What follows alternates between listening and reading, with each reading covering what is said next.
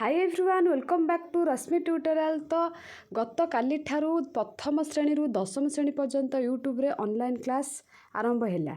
तो जो मानक पाखरे मोबाइल नाही, स्मार्टफोन नाही एंड इंटरनेट रो सुविधा नाही, कारण से माने गाँव रे रोचंती से मानकर इंटरनेट सुविधा नाही, से माने किपरि पढ़िबे। ये न्यूज़टा हूँ से ऑनलाइन पढ़ार वंचित पिला पढ़े केमिति। तो आशा करछि तुमको न्यूज़टी हेल्पफुल हम। स्टार्ट करने पूर्व गोटे कथा कही रखे फ्रेंड्स, जदि तुम मैंने प्रथम थर पर आम चैनल को विजिट कर प्लीज सब्सक्राइब कर पाखे बेल आइकन को प्रेस करदे एंड ऑल नोटिफिकेशन क्लिक करदे, जहाद्वारा ये टाइप इंपोर्टेंट न्यूज़ तुम अपलोड कले तार नोटिफिकेशन सर्वप्रथम तुम पाखे पहुँची पार। कही प्रथम रु दशम यूट्यूब रे पाठपढ़ा आरंभ, ऑनलाइन पढ़ार वंचित पिला पढ़े केमिति।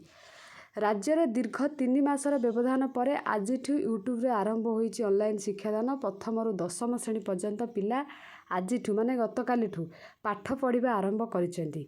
जो मानक पाखरे मोबाइल और नेटवर्क सुविधा अच्छी से माने ऑनलाइन शिक्षा ग्रहण करछंती, किंतु मोबाइल और नेटवर्क नथिबा अंचल रे पिलांक पाठ पढ़ारू डोरी खोलिनी। उपांत अंचल और गरीब श्रेणीर पिला माने गत वर्ष भली आज ऑनलाइन शिक्षारू वंचित होईचंती। अन्य पिला पढ़ुवा बेले यही पिला माने केमिति पढ़िबे, किभली अन्य पिलांक सह द्वंद्व करिवे, कौन हेबो सेमानक भविष्यत, ए प्रश्न सबू अभिभावक मनर उंकी मारुची। कोरोना महामारी शिक्षा व्यवस्था को पूरा ग्रास कर सारी। गत वर्ष प्रथम रु अष्टम श्रेणी पिला शिक्षा बारंडा माड़ी नहांती।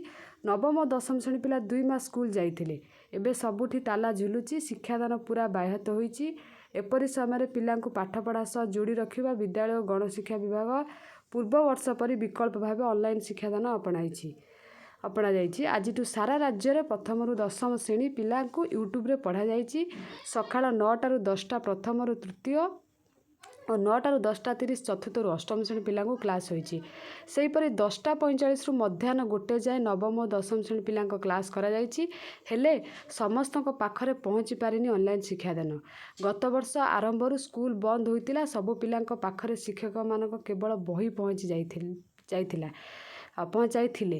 यापर जून मासरू पिलांक पाठपढ़ा ऑनलाइन रे शिक्षा संजोग कार्यक्रम माध्यम करा जाइथिला, किंतु सबु पिला पढ़ी पारि नथिले। वर्ष जाक सेमाने पढ़ारू वंचित होइतिले। समाजवादी पार्टी पक्षरू कुहा जाइछि राज्य रे पाखापाखि 10,000 गाँव रे मोबाइल सेवा नाही। भारत में टेलीफोन सेवा 87 जनक पाखरे पहुँचथिबा बेले ओडिशा रे एही संख्या 77 भाग। राज्यर 23 जनक पाखरे आज भी टेलीफोन सेवा पहुँचनी, जोठी पहुँची नेटवर्क बहुत दुर्बल। खोद मंत्री विधानसभा रे कहिथिले राज्य में 54 भाग पिलांक पाखरे टेलीफोन थिबा बेले 28 भाग पिलांक पाखरे स्मार्टफोन अच्छी। 72% पिलांक पाखरे स्मार्टफोन सुविधा नाही। 72% तमाने केते अधिक पिला तमाने बुझी पारथुबो। एही पिला ऑनलाइन पढ़ारू वंचित होइतिले। एथरक भी आरंभ होइतिबा यूट्यूब क्लास रे सेमाने वंचित हेबे, एहा उपरे सरकार दृष्टि दियंतु। ओडिशा माध्यमिक स्कूल शिक्षक संघ ओस्ता पक्षरू कुहा जाइछि कोरोनार प्रथम लहरी समय 20 रु 22% पिला ऑनलाइन पढ़िचंती बोली सरकार कहिचंती, माने आर वर्ष। किंतु ग्रामांचल यह 10% रु कम, सहरांचल 20% रु कम पिला पाठ पढ़ुथिले। ए वर्ष भी समान व्यवस्था उपजीव, पिला माने पढ़ारू वंचित हेबे। तेणु दूरदर्शन पाठ पढ़ा जाऊ, फलर अधिक प्रतिशत पिला पढ़िबार सुजोग पाइबे।